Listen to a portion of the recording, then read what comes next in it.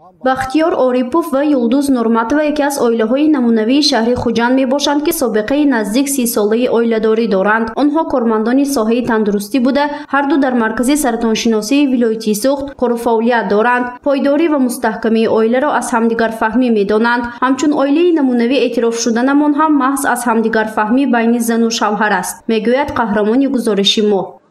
соли хонадоршавии ман 1993 аз ҳамон сол аз ҳамон рӯз инҷониб мо ҳамроҳи ҳамсарам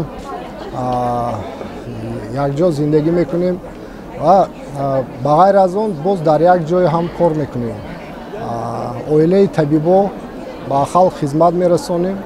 бахтиёр орипов ба ҳайси директори маркази саратоншиносии вилоятии Суғд кору фаъолият дорад. нақл мекунад ки ҳамроҳи ҳамсараш дар ин марказ то имрӯз ба дарди садҳо беморон шифо бахшида зиндагии худро пеш мебаранд. ин оилаи табибон соҳиби 3 фарзанд буда ҳоло фарзанди калонӣ ҳам касби волидайнро интихоб кардааст. онҳо ҳамчун оилаи намунавӣ аз шаҳри Хуҷанд имрӯз ба чорабинии идонаи рӯзи байналмилалии оила даъват шудаанд. дар рӯзи оила ман мехостам ба тамоми шаҳрвандони ҷумҳурии азизамон мустаҳкамии оила, тансиҳатӣ, хонаободӣ, якдигарфаҳмӣ дар оила ҳукмфармо бошад.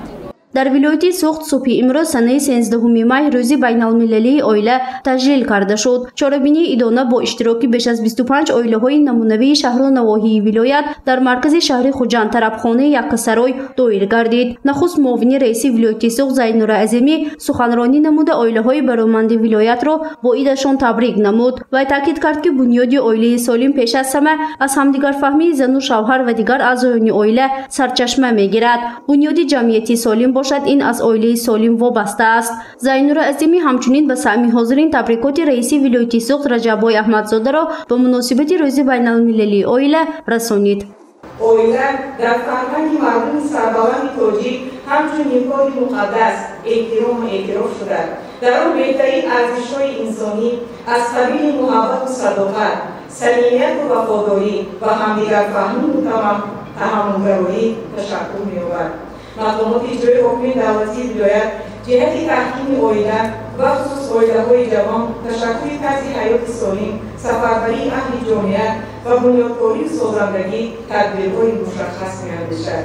таҷлили рӯзи байналмилалии оила дар ҷумҳурии Тоҷикистон ба ҳукми анъана даромадааст ва он ҳамасола санаи 13 май дар қаламрави кишвар ҷашн гирифта мешавад. сардори раёсати корбозанон ва оилаи мақомоти иҷроии ҳокимияти давлатии вилояти Суғд Хуршеда Хоҷазода мегӯяд ҳадаф аз таҷлили ин рӯз пеш аз ҳама эҳтирому арзушгузорӣ нисбати оилаҳои намунавӣ ва тарғиби оиладорӣ байни ҷавонон маҳсуб мешавад.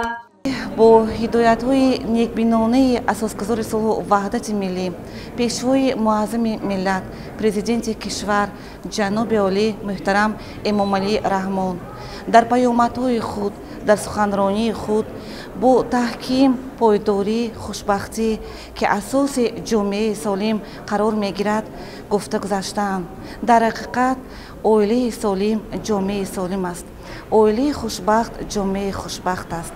дар чорабинии идона ба муносибати рӯзи байналмилалии оила ба ҷуз аз оилаҳои намунавии 18 шаҳру навоҳии вилоят инчунин оилаҳои бароманди сохторҳои гуногуни хоҷагии халқи кишвар ба монанди соҳаи тандурустӣ, маориф, кишоварзӣ, соҳибкорӣ ва ҳифзи ҳуқуқ даъват шудаанд. оилаи Каримовҳо аз шаҳри Бӯстон низ ҳамчун оилаи намунавӣ ба чорабинии мазкур ташриф оварданд. онҳо собиқаи беш аз 40 солаи оиладорӣ доранд. Абдуҷалил Каримови 65 сола наздик 45 сол дар соҳаи кишоварзии шаҳри Бӯстон кору фаъолият кардааст. вай таъкид кард ки дар пойдории оила ҳамдигарфаҳмӣ муҳим аст, зеро ин аз таҷрибаи зиндагии худам аст, мегӯяд ҳамсӯҳбати мо. оилаи хушбахт худамонро ҳис мекунем барои он ки мо якдигарфаҳмӣ меҳру муҳаббат бояд дар оила бошад. ҳамин дар тӯли 42 сол мо ҳамаи пасти баландия ҳис сар кардем. мо соҳиби 5 фарзанд дар соҳаи кишоварзӣ фаъолият мекунем. таҷлили рӯзи байналмилалии оила дар вилояти Суғд бо барномаи калони фарҳангӣ кунонидашуда идома кард. чанде аз ҳофизон бо сароидани суруди оила ва падару модар таби ҳозиринро болида сохтанд.